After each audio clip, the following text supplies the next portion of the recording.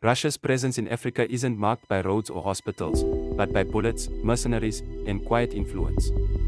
Today, we uncover the truth behind Russia's hidden strategy in Africa: arms, mercenaries, and power. Please join us African Injustice episode 12. Please subscribe our channel, it's free and helps us bring more in-depth stories. Without further delay, let's go back to our story. Russia's engagement with the African continent presents a complex and often opaque strategy. It is a narrative woven with threads of arms deals, the deployment of private military contractors, and the quiet accumulation of influence. This approach diverges significantly from traditional forms of international aid. Unlike Western nations or China, Russia does not primarily focus on infrastructure development, humanitarian assistance, or large-scale economic investment. Its presence is not marked by the construction of roads, hospitals, or schools. Instead, Russia's strategy centers on the provision of military hardware, security services, and political support. The core of Russia's African policy revolves around the strategic deployment of bullets, the presence of mercenaries, and the cultivation of power.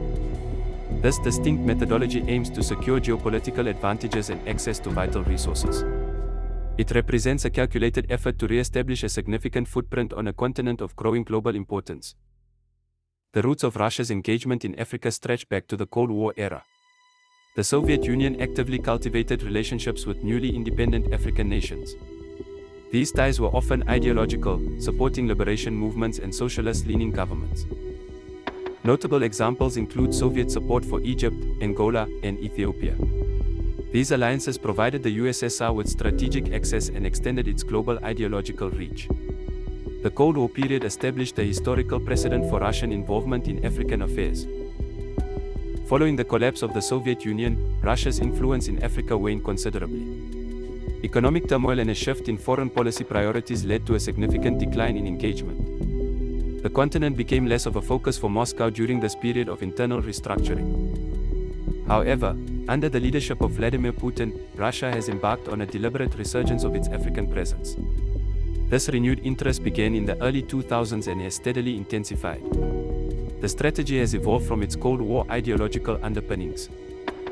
The current approach is less about promoting a specific political ideology and more about pragmatic power plays. Russia seeks to leverage its military and security capabilities to achieve concrete geopolitical objectives.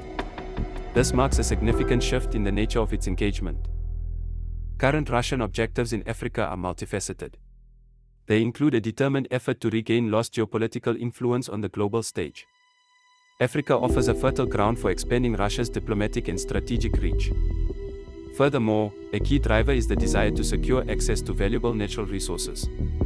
These include critical minerals such as gold, diamonds, and uranium. Resource acquisition forms a crucial economic component of Russia's renewed African strategy. Russia has firmly established itself as Africa's largest arms supplier. Its dominance in this sector is undeniable and continues to grow. This position grants Moscow significant leverage and influence across the continent. Over 40% of all arms imported by sub-Saharan African countries originate from Russia. This substantial share underscores the depth of military cooperation. It highlights Russia's role as a primary provider of security hardware. Key client states for Russian arms include Algeria, a long-standing partner in North Africa. Egypt also maintains significant military ties with Moscow. Sudan has emerged as another important recipient of Russian weaponry. In West and Central Africa, Mali and the Central African Republic have become increasingly reliant on Russian military supplies. These relationships are often forged in contexts of internal conflict or regional instability. The impact of this extensive arms trade is profound and far-reaching. It frequently contributes to fueling regional conflicts and exacerbating existing tensions. The influx of weaponry can prolong hostilities and increase their intensity. This has significant humanitarian and political consequences. The arms trade also serves as a direct conduit for extending Russia's political influence. By providing essential military support, Moscow gains strategic allies and secures diplomatic backing. This translates into tangible geopolitical advantages. These military relationships often lead to broader political alignment on international issues. Russia leverages arms sales to gain support in multilateral forums, including the United Nations. Weapons are thus a powerful tool to buy influence. The provision of military equipment creates dependency and fosters long-term partnerships. It allows Russia to establish a presence and exert leverage without direct military intervention. This strategy is both cost-effective and politically expedient for Moscow. Central to Russia's contemporary African strategy is the Wagner Group. This private military contractor operates as a key instrument of Russian foreign policy. It provides deniable, yet effective, security and influence. The Wagner Group is not a traditional state military force. It functions as a shadowy entity, allowing Moscow to project power without direct accountability. This deniability is a crucial aspect of its operational model.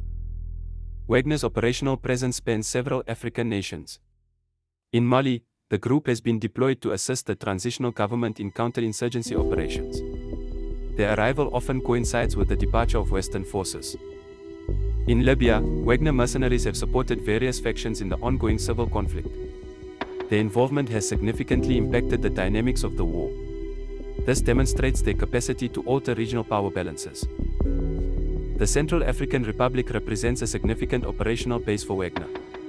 They provide security for the government and engage in resource extraction. Their presence is deeply embedded in the country's political and economic landscape. Sudan has also seen the deployment of Wagner personnel, particularly in connection with resource interests. The group's activities are diverse and extend beyond conventional military operations. They encompass a range of strategic functions.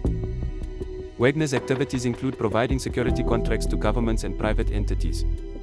These contracts often involve training local forces and protecting key infrastructure. Their services are tailored to the needs of their clients. A significant aspect of their operations involves resource extraction. Wagner-linked entities are frequently granted concessions for gold, diamonds, and other valuable minerals. This creates a self-sustaining economic model for their presence. The group also provides direct political support to regimes, particularly those facing internal dissent or external pressure. This can involve propaganda campaigns, disinformation, and even direct intervention against opposition movements. Their role is often to stabilize friendly governments. The presence and activities of the Wagner Group have generated significant controversies. Numerous reports detail human rights abuses attributed to their personnel. These include extrajudicial killings, torture, and indiscriminate attacks on civilians.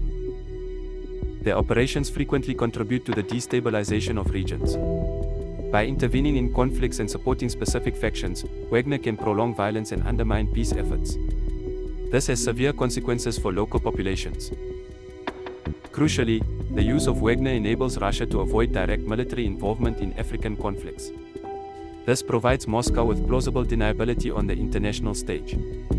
It allows Russia to pursue its interests without the political cost of overt military action. Despite its private designation, the Wagner Group answers only to Moscow. Its operations are closely coordinated with Russian state interests and objectives. This makes it an unofficial, yet highly effective, arm of Russian foreign policy. Russia's engagement in Africa operates on a clear exchange model, security for resource access. This transactional relationship underpins much of its strategy. It provides a tangible return on Moscow's investment in military and security assistance. A prime example is the Central African Republic, where Wagner-linked companies have secured lucrative mining concessions. These include access to gold and diamond mines. This arrangement directly links security provision to economic gain. Similarly, in Sudan, Russian entities have gained access to gold fields.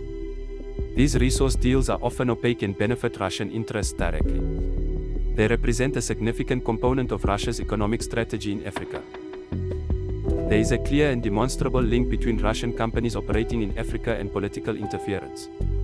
These companies often serve as conduits for Moscow's broader geopolitical agenda. Their economic activities are intertwined with political objectives. Russia's broader geopolitical goals in Africa are ambitious. A primary aim is to undermine Western influence on the continent. By establishing strong ties with African nations, Russia seeks to challenge the traditional dominance of European and American powers. Another objective is to secure UN votes on critical international issues. African nations represent a significant voting bloc in the United Nations. Gaining their support can bolster Russia's position on global resolutions and initiatives. Furthermore, Russia harbors ambitions of establishing military bases in strategic locations across Africa. Such bases would extend its global military reach and enhance its power projection capabilities.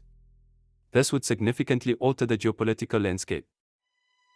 This model of engagement has been described by some analysts as Russia's new colonial model. It involves the exchange of security services and military support for access to valuable natural resources. This echoes historical patterns of exploitation. Under this framework, African nations receive protection or military assistance. In return, Russia gains control over vital resources and expands its geopolitical footprint. This dynamic raises questions about sovereignty and equitable partnerships. The approach is characterized by a transactional nature, prioritizing Russian strategic and economic interests. It often bypasses traditional development aid in favor of direct resource extraction and security provision. This distinct model shapes Russia's evolving role on the continent. In summary, Russia's strategy in Africa is both shadowy and remarkably effective. It leverages military might, private security contractors, and resource acquisition to achieve its geopolitical aims. This approach has allowed Moscow to rapidly re-establish its influence. The core elements of this strategy, arms sales, mercenary deployments, and resource deals, form a cohesive and impactful presence. Russia has carved out a unique niche, distinct from other global powers. Its methods are often covert, yet their impact is undeniable. This raises a profound and thought-provoking question for the international community.